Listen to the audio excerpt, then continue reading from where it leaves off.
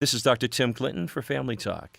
I want to thank you for joining us for our broadcast today. You may or may not know that Family Talk is a listener-supported program, and we remain on the air by your generosity. If you can help us at all financially, we would greatly appreciate it. Thank you also for your continued prayers and support of the ministry. Dr. Dobson's been fighting for the family for over 40 years now, and he's not about to stop, believe me. Here's Roger Marsh with more information on how you can support the ministry of Family Talk. And friend, thanks to generous listeners like you, Family Talk can reach more and more listeners with practical help and encouragement. To support Family Talk with your best gift, go online to drjamesdobson.org or call 877-732-6825. Today on Family Talk. Before the Israelites entered the Promised Land, the Lord reminded Joshua to be strong and courageous. He said that not to be immediately comforting, but to prepare Joshua for the road ahead. Well, today you're going to hear how a young couple embraced that promise from God and relied on His faithfulness during a very difficult season. You're listening to Family Talk, a ministry of the James Dobson Family Institute. I'm Roger Marsh, and however you've joined us today, we're glad you're with us. Our guests on the program once again are Jim and Jill Kelly. Yesterday, Jim shared that despite his success as the Buffalo Bills quarterback, his life was in pieces. He and his wife Jill explained how their faith helped them weather many storms in their life. Those storms included marital unfaithfulness, cancer, and the death of their son Hunter, who was born with cerebral palsy. Even with his physical and mental disabilities, Hunter still had a profound impact on the kingdom of God. He never spoke a word, but he changed so many people's lives. And even through our foundation, when we have, and automatically I rewind the tape back to when Hunter was diagnosed, when all those people kept coming up to me saying, Jim, you are a chosen father. Through your son, you will change lives. It took me a while to understand that, but I finally get it. And I wish I would have known how it feels, and I wish I would have got it a long time ago, because right now I'm on a cloud that we are flying, and we are now helping people. And I always say this because Hunter, even though, he'll never get to run out on a football field and hear 80,000 screaming fans, he's going to do greater things. Without speaking a word, he's going to change the lives of thousands and thousands and thousands of kids. As we start today's broadcast, Jim Kelly walks us through the day when Hunter died. He also shares how his son demonstrated Jesus without ever uttering a word. Let's listen in now on this edition of Family Talk. It's a tough story, and I'll try to get through it. This is one I don't usually say too often, but I probably should, and I have been lately, because it is really one of the reasons how I ran further away, but really eventually got me to where I'm at now, was, the day Hunter passed away. It was Jill and I were with our two daughters at home, and Grandma and Grandpa had, Jill's mom and dad, had Hunter at their house because he loved the water. He loved to swim, and they had a swimming pool. So we got a call about 5 o'clock in the morning, and it was Jill's mother saying that they had to rush Hunter to the hospital. And when she was on the phone, the last thing I heard was Children's Hospital. I heard Jill say, don't take him to Warsaw Hospital, take him to Children's Hospital. So automatically Jill gets ready, she leaves, and I had to wait for our neighbor to come to watch our two daughters. So I jump into my truck and I headed to Children's Hospital. So I get to Children's Hospital, which is about 25 minutes away, and I'm sitting in the emergency room wondering where our son was. And I went up to the receptionist. I said, where is Hunter Kelly at? And she says, I don't know what you're talking about. And she goes, let me check Mr. Kelly. So she checked, and she come out real quickly, and she said, he's at Warsaw Hospital. They did not bring him here. And I go, I don't even know where Warsaw Hospital is and don't know where I'm going. So I automatically jump in my truck, and this is probably 6:30, 7 o'clock in the morning, something like that.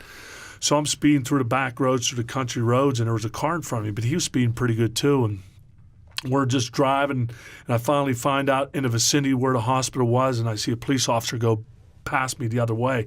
And I looked in my rearview mirror, and I see him turn around. I'm like, you got to be kidding me. Why now? So all of a sudden, I wind down my windows, and the police officer comes up, and he sees me. It's me. And he said, oh, Jim, I'm glad it's you. He said, follow me. We've been hunting for you. Oh, so he jumps in his police car, and I follow him. We wind up pulling up to the hospital.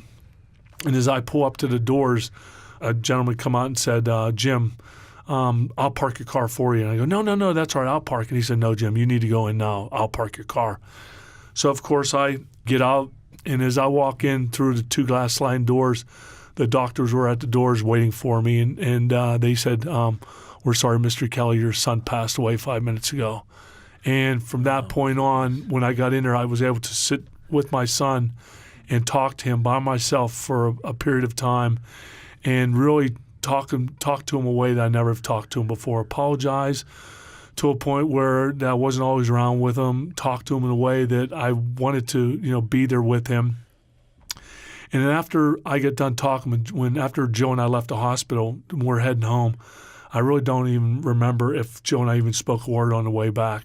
I just know I was very, very angry, very mad at God, mad at everybody, just was very hurt.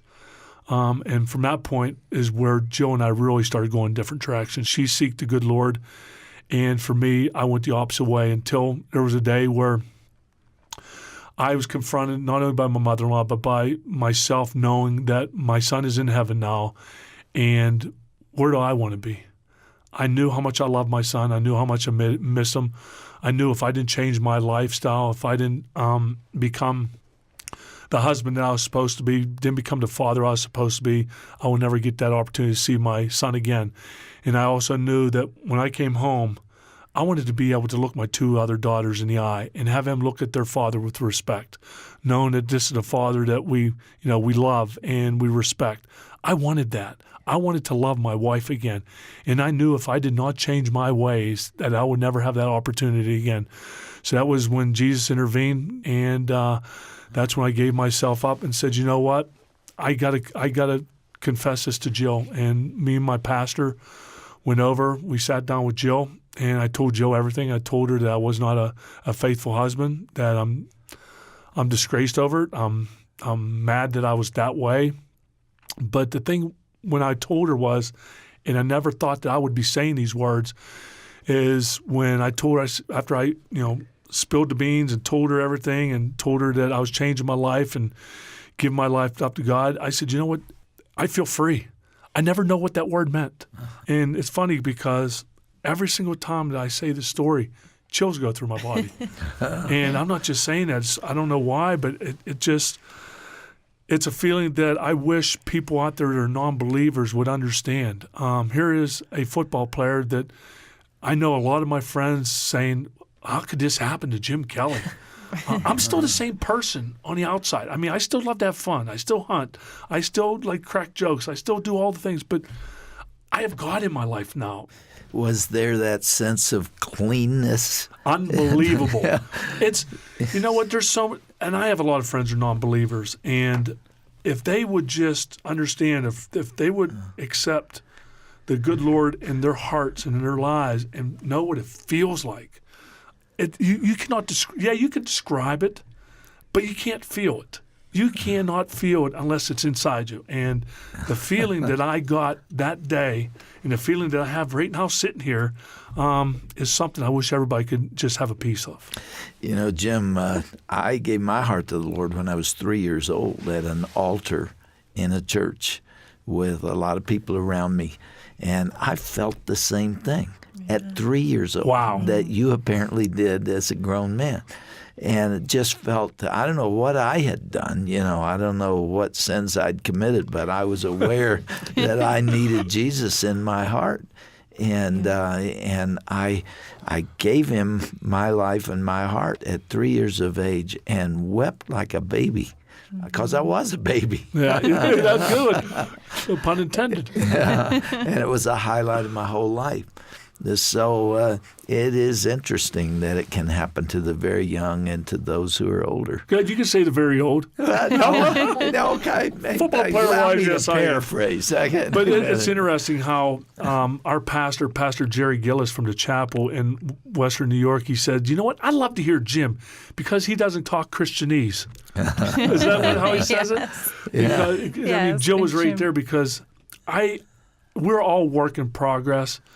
I love to be around my wife and listen to her sometimes, not all the time, but sometimes, because I learn things. I'm not there yet we all have a long way to go. I know I have a lot further to go than Joe does, but I enjoy it. I enjoy hearing it. And you're having an opportunity now to share that gospel message, aren't you? Exactly, and it makes me feel good too. Is there anything that gives you greater thrill than that, even getting to the Super Bowl? Super Bowl, no, there would be the feeling that I have now, and then second, right now it wouldn't be the Super Bowl, it would be hunting. Is that right? Yeah, because I know Hunter, my son, is right beside me, and every tree stand that I climb up, Hunter is sitting right there beside me. Jill, when Jim was telling that story, you had tears running down your cheeks, didn't And I'm you? holding back. I could be a flood of emotion right now. But, it is the God who does immeasurably more than all we could ask or imagine. I mean, that is our story. And it amazes me. And I can't even articulate it. I try to in our memoir without a word, but the overwhelming sense of gratitude that we have that God would use Hunter, this little boy, in his suffering to show us what true joy in life and hope is about. And this boy who was suffering all the time, that he was so radiant with the love of Christ and was able to speak volumes without uttering a single word, was able to change, God was able to use him to change hearts and lives and our family and rescue us in every way. It is so profound to me. And, that God is able, he is so able to use our weaknesses to show us his strength.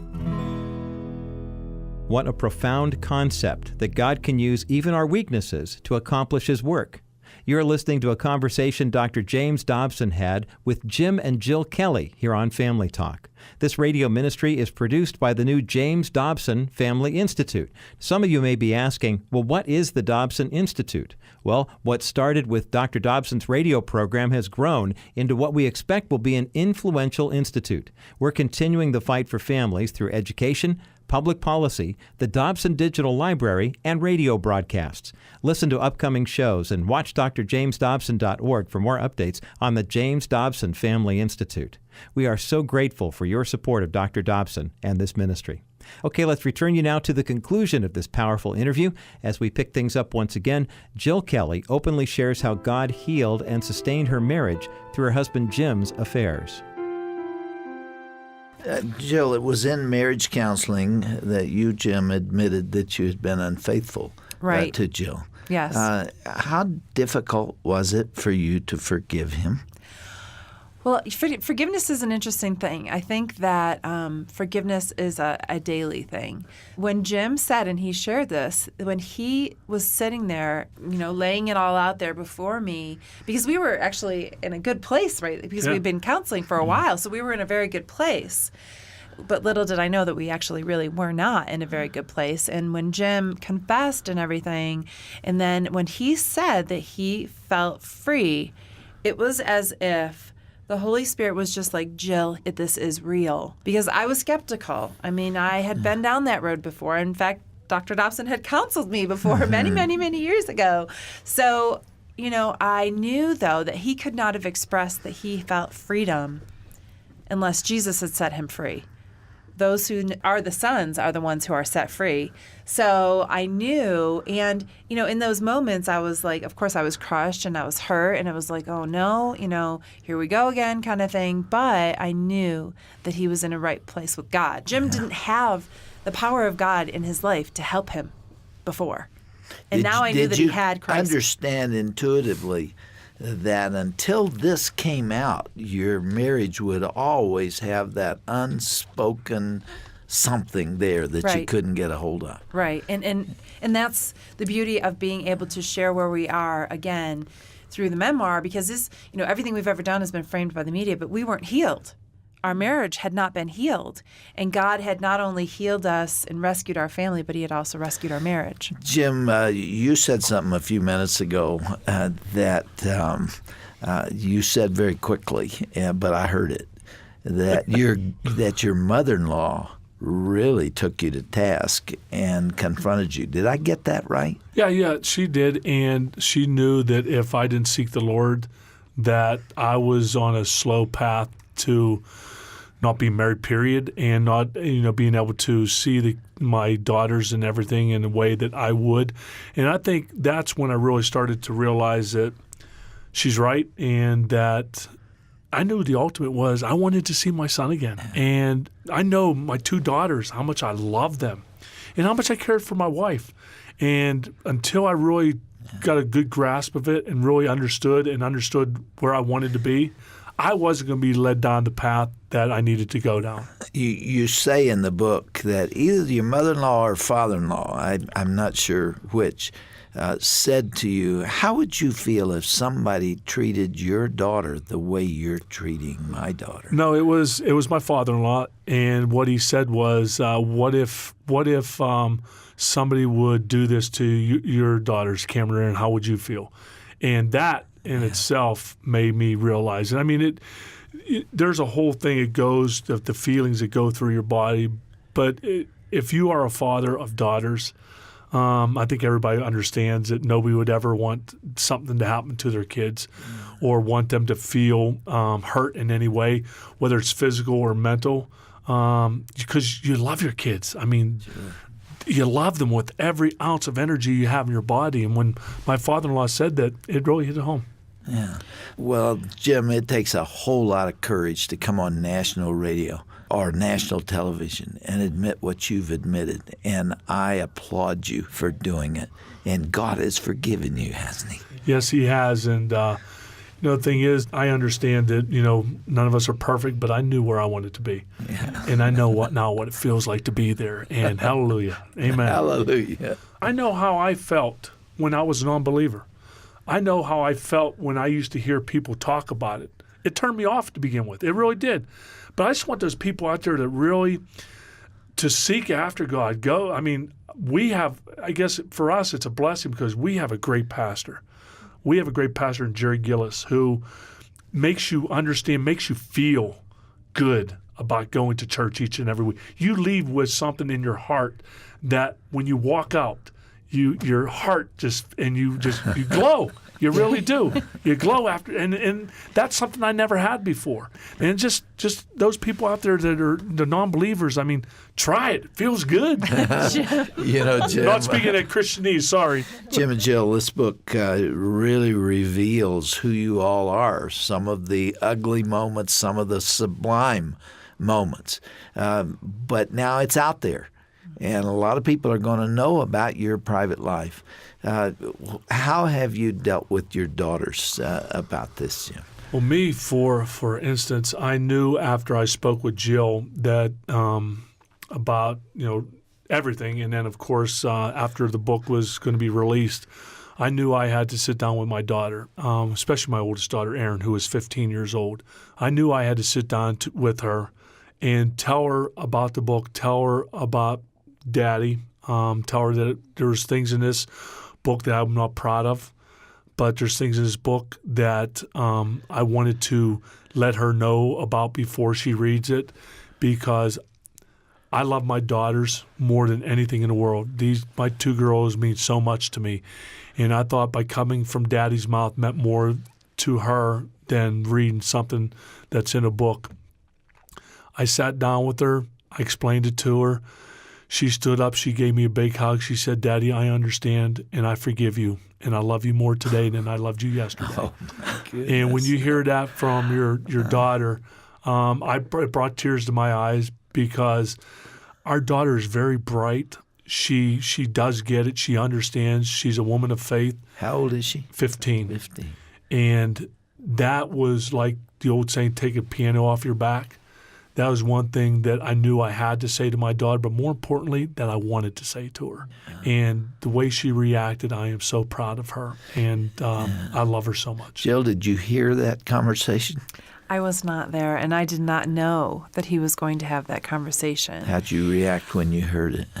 I was speechless. I was in awe that Jim would choose to sit down with Erin and share that with her, knowing, of course, yes, that she was going to read the book. So he did want to share that with her. But, that's huge for us as parents to humble ourselves and admit that we're not perfect. Mommy and Daddy have made mistakes, and to ask for her forgiveness.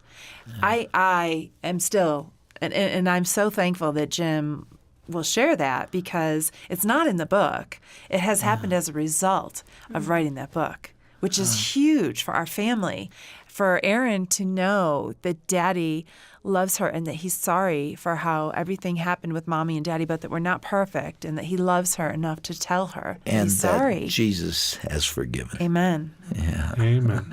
Well, you've told a lot of people today, and I thank you for it. And the name of the book is Without a Word. I want everybody to remember this. This is a book that will bring people to Christ. That's what you have in mind, isn't it, Jill? Yes, and that was part of my heart's cry, is that I was hoping absolutely to encourage believers through our story.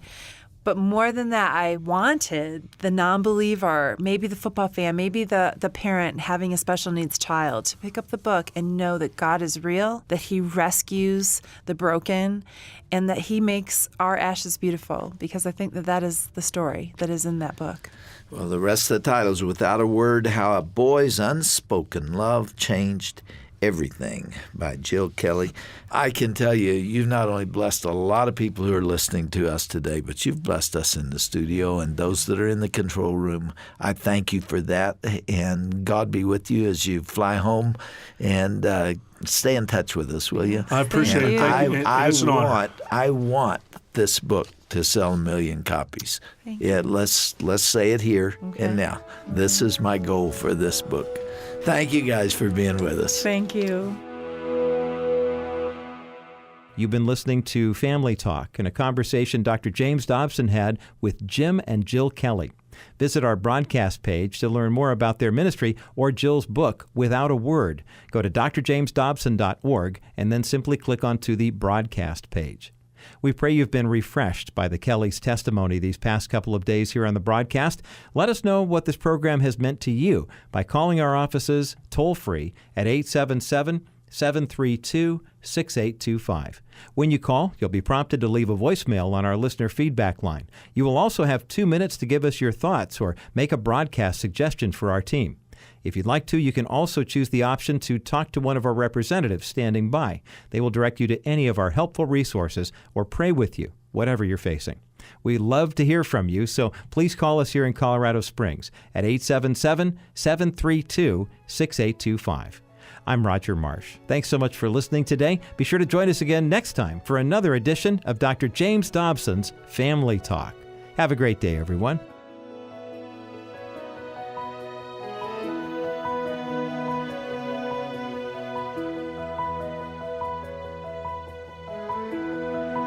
This has been a presentation of the Dr. James Dobson Family Institute.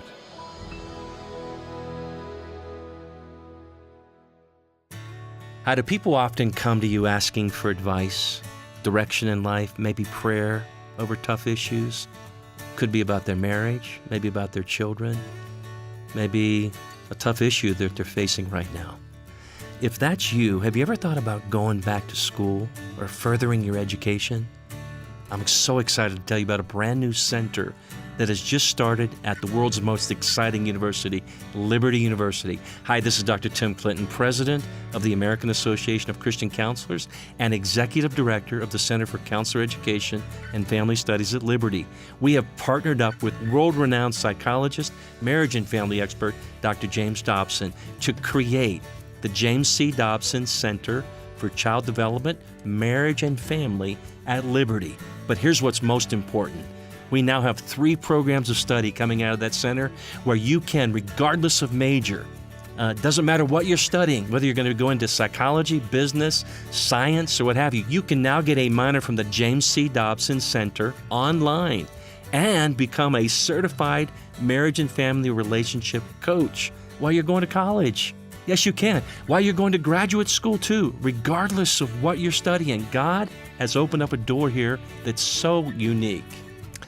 To learn more, just simply go to liberty.edu/Dobson.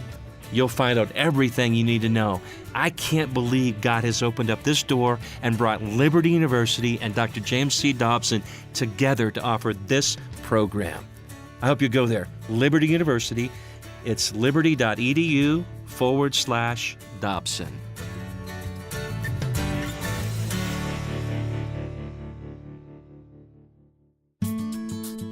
Hey everyone, Roger Marsh here for Family Talk.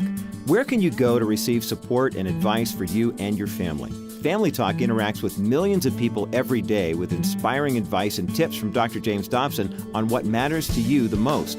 Whether it's marriage or parenting, you can be sure our Facebook page will keep you updated with how your family can succeed. Join us each day for the latest broadcast, resources, and inspiration. Nowhere else can you hear a thought of the day from Dr. Dobson, as well as a special message before you say goodnight.